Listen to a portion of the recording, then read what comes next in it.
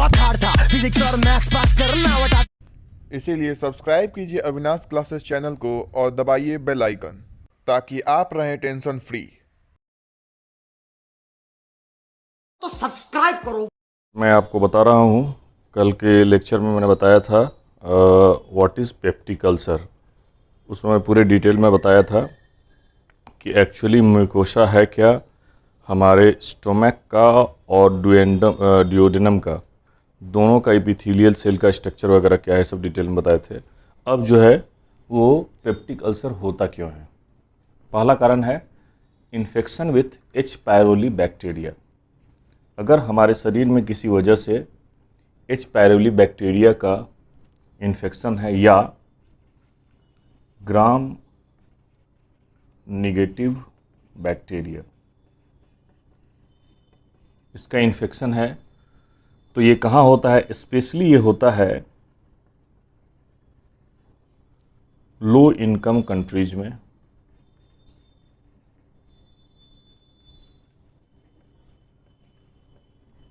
और इससे क्या होता है, दे colonize in gastric mucosa और वहाँ क्या करेंगे, एंड रिलीजेज एडेशन।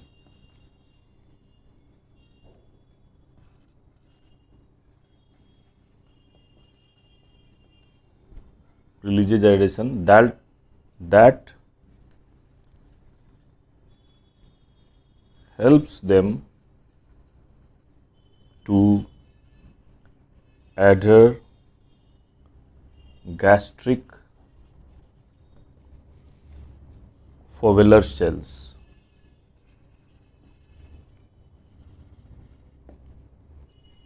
और ये मतलब ये हुआ कि ये जो बैक्टीरिया हैं ये कोलोनाइज मतलब इकट्ठा हो जाते हैं गैस्ट्रिक म्यूकोसा में और रिलीज करते हैं किस चीज़ को, एडेशन को, और वो गैस्ट्रिक फोवेलर सेल्स को एडहर करते हैं। एडहर मतलब इकट्ठा करते हैं।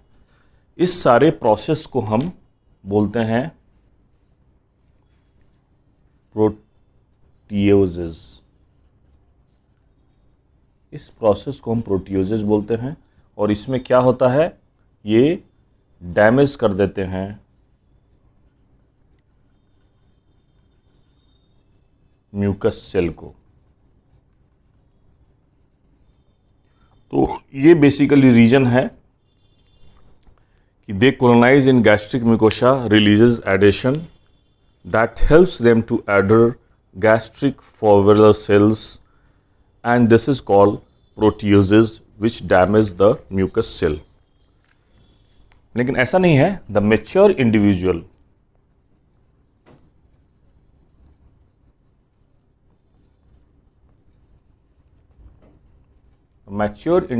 does not develop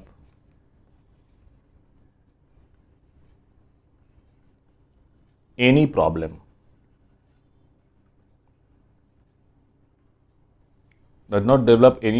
with H. pylori,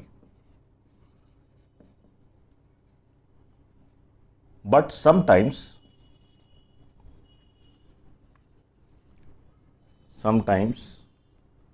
they develop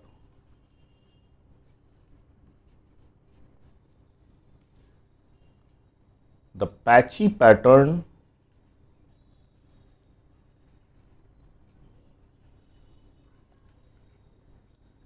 which damage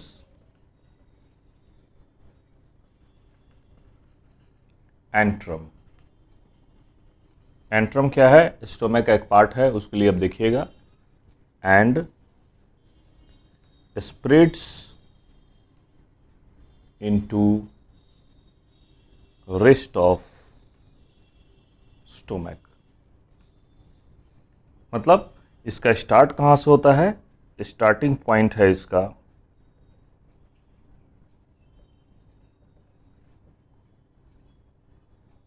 antrum से, एंट्रम से स्टार्ट होता है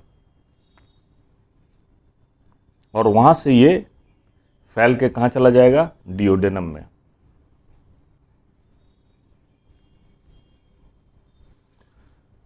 And all time the damage erodes deeper and deeper. All time damage erodes deeper and deeper and into the mucosa. Into the mucosa. Eventually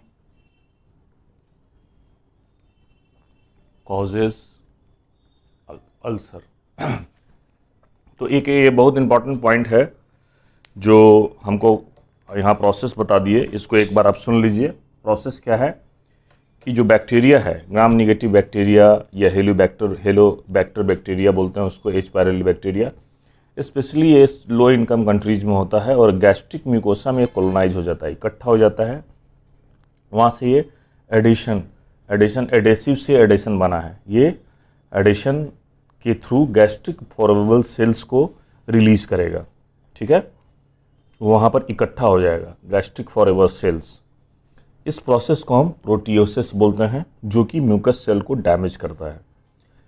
लेकिन ऐसा नहीं है कि ये एच पायरोली हर एक आदमी को प्रॉब्लम क्रिएट करेगा, लेकिन कभी कभी ये क्या करता है कि पैची पैटर्न क्रिएट करता है एंट्रम में, जो कि स्टोमक का एक पार्ट है, और उससे वो पूरे हमारे स्टोमक में फैल जाता है और स्टोमक के थ्रू ऑब्वियस वो लास्ट पोर्शन है डिओडेनम, वहाँ डिओडेनम में चला जाएगा और ये उसको भीतर बहुत अधिक भीतर से भीतर उसको इरोड करेगा। इरोड करने के बाद वो अल्सर में कन्वर्ट हो जाएगा। अब मैं आपको दूसरा पॉइंट बताऊंगा पेप्टिक अल्सर का।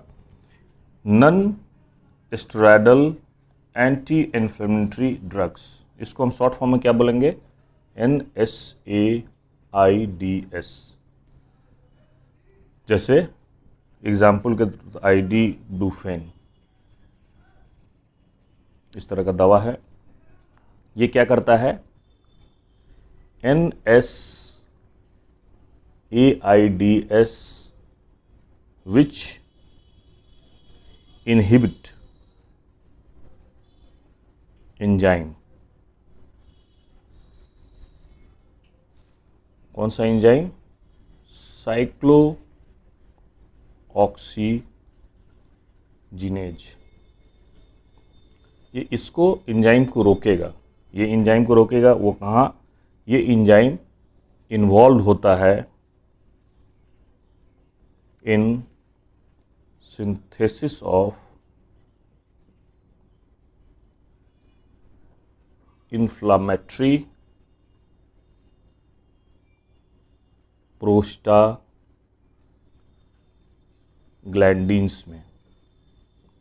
तो ये जो ड्रग्स है वो इस एंजाइम को इनहिबिट करेगा, रोकेगा। क्या चीज़ में, इसको रोकने से क्या होगा, ये जो इन्वॉल्व है सिंथेसिस ऑफ प्रोस्टाग्लैंडिन्स में, वो बनना कम हो जाएगा। तो इससे क्या होगा, reducing level of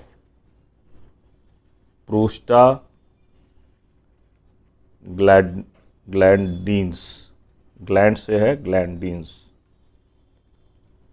over a long period of time.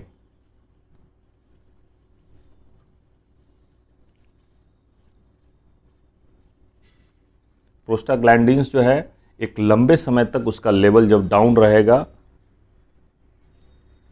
Reach the gastric mucus to susceptible to damage, और ये ओवर टाइम डेवलप करेगा अल्सर्स को। मतलब कि इन ड्रग्स से रिलीज होता है एंजाइम साइक्लोऑक्सीजिनेज, वो प्रोस्टाग्लैंडिन्स के लेवल को कम करेगा एक लंबे समय तक, और उससे ये अल्सर क्रिएट होगा। ये हमारा दूसरा कारण हो गया। और तीसरा एक रेयर रीजन भी है इसका, जो कभी कभी होता है, वो भी हम आपको बताते हैं। ऑफ कॉज जो बहुत रेयर है, उसको हम बोलते हैं रोलिंगर इलिसन सिंड्रोम। इस सिंड्रोम में क्या होता है, ये सिंड्रोम है which is due to a tumour called gastrinoma. एक ट्यूमर है जिसको गैस्ट्रीनोमा बोल देंगे, और ये गैस्ट्रीनोमा कुछ नहीं है, it is a kind of neuro endocrine tumour. ये न्यूरो इंडोकर ट्यूमर जो है वो डियोडनल वॉल और पैंक्रियाज, ये दोनों पर टिपिकली रूप से पाया जाता है,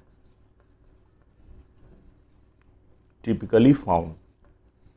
क्या है, गैस्ट्रीनोमा है।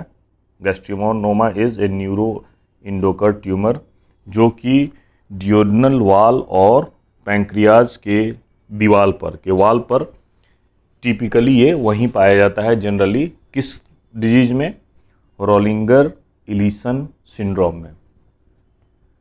वही क्या करता है ये tumour, it secretes abnormal amount of gastrin. Abnormal amount of gastrin secrete करेगा, तो ये इसका क्या मतलब हुआ कि एक्सेस गैस्ट्रीन का सेक्रेशन हुआ।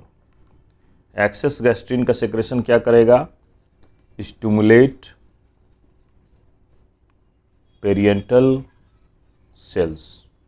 पेरिएंटल सेल्स को स्टिमुलेट करेगा, इससे एक्सेस HCl रिलीज होगा, और एक्सेस HCl जब रिलीज होगा वो क्या करेगा, तो वो फर्स्ट पोर्शन ऑफ डियोडनम में अल्सर क्रिएट करेगा, और इससे वो अल्सर कहाँ फैल जाएगा, जियोजिनम तक भी वो अल्सर फैल जाएगा। तो बेसिकली ये जो हमारा है ये ड्यूओडेनम में ही होता है ये अल्सर, और ड्यूओडेनम में जो पाया जाता है ट्यूमर उसके चलते होता है, एक्सेस HCl रिलीज के चलते। उम्मीद है ये तीनों कॉज आपको अच्छी तरह से समझ में आ गया होगा। ये बहुत इम्पॉर्टेंट है पेप्टिक अल्सर, वो उम्मीद है आपको नेक्स्ट ईयर पूछेगा, इसलिए आप पेप्टिक अल्सर क्या है वो वीडियो देखिए, उसमें इसका भी लिंक है, और इसके कॉजेज़ को भी देखिए। Thank you.